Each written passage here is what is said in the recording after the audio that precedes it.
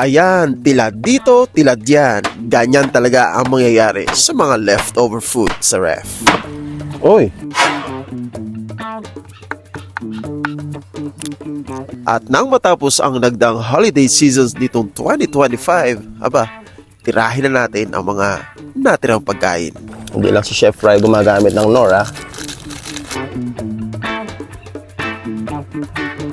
Now, the final verdict, Chef Fry. Oh, yan. Lasog-lasog siya.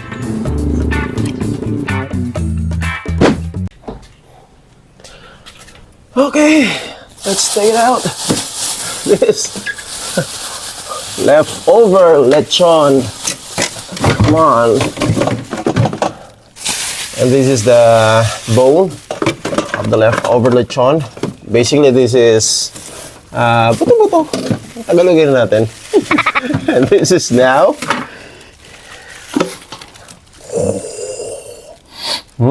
bango ng hininga.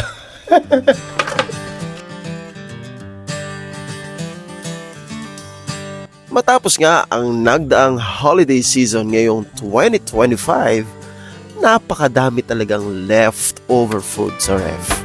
Ngayon, ang tanong, ano nga ba ang gagawin natin dito tulad ng lechong baboy na to? Ang tanong kasama rin kay Ipin. First time ko talbog nito, magluto ng lechon paksiw. Ewan ko, siguro hindi natin sasamahin. Ay naka, how gross. So itong brain, separate ko muna.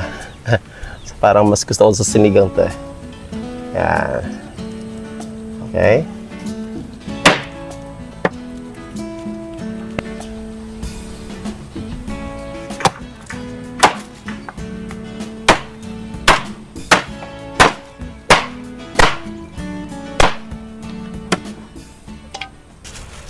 Itong mga buto-buto na, hindi ko na ito bibiyakin dahil masarap pangusin niya, mga ganyan.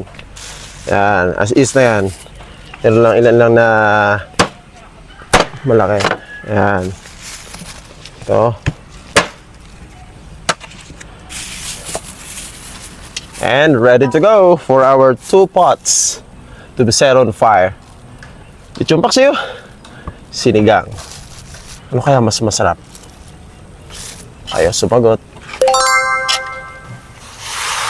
Sa ating putahe ngayong araw ay hindi tayo gagamit ng mga komplikadong recados kundi basic ingredients lamang.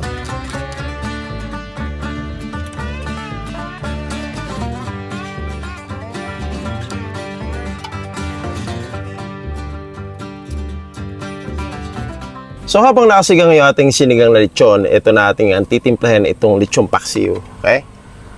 Yan na. Tikman nga natin. Talaga naman pagka mga Pasko, no? Ay natitira. Ay, lechon. And then, ang gagawin lang natin, paghahaluhan lang natin itong ingredients na to. Okay?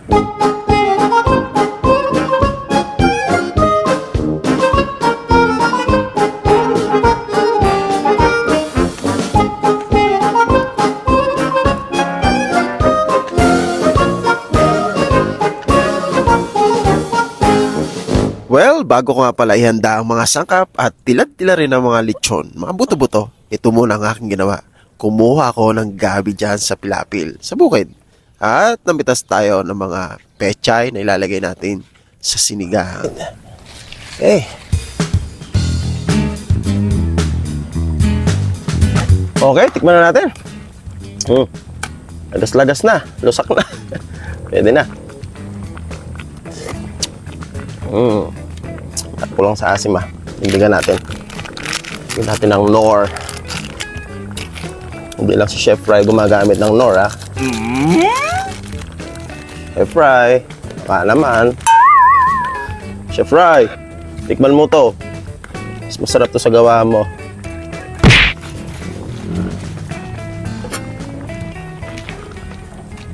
Nino, ano pa pamasko mo sa amin? Padala mo lang kami ng Nor.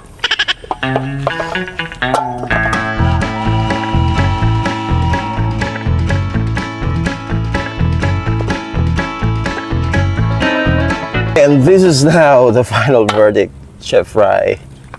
Okay. Woo! Lapot. Woo! The best ka talaga, Nor. Harap. Okay. Next.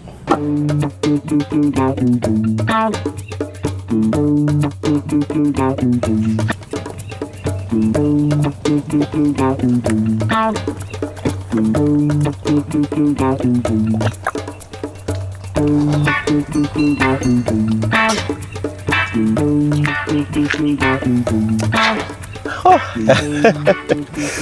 Init. Sana mas masarap sa sinigang. Tikman na natin.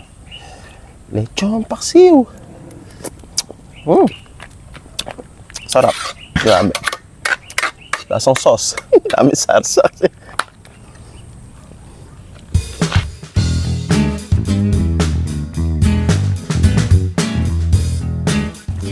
Wow. Great. Tikman na natin. Alam nyo ba na mas mabilis maluto ang mga lutuin kapag sa kahoy ka nagluto? Daming salitang luto ah. Well anyway, totoo yun. At lalong-lalo na mas masarap pag nagluto ka ng sinaing sa kahoy. Makunat, mabango. Okay. Let's do this. It's time for tasting. Mukha yatang masarap talaga yung luto ko ah. Napakantap eh.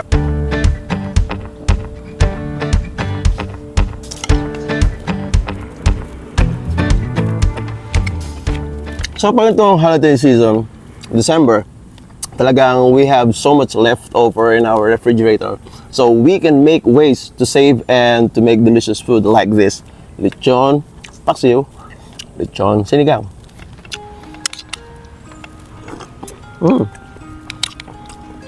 Nahirapan ako sa pagkuha ng gabi kanina. Lumusan ako sa bukid. Ay, pilapil pala. Ha? Grabe oh. Yan. Lasig-lasig siya. So enjoy the rest of your days in holiday season. And I am saying goodbye now. This is One Yard on my brown yard. Bye. Iligo na ako. Subscribe to my channel. Subscribe.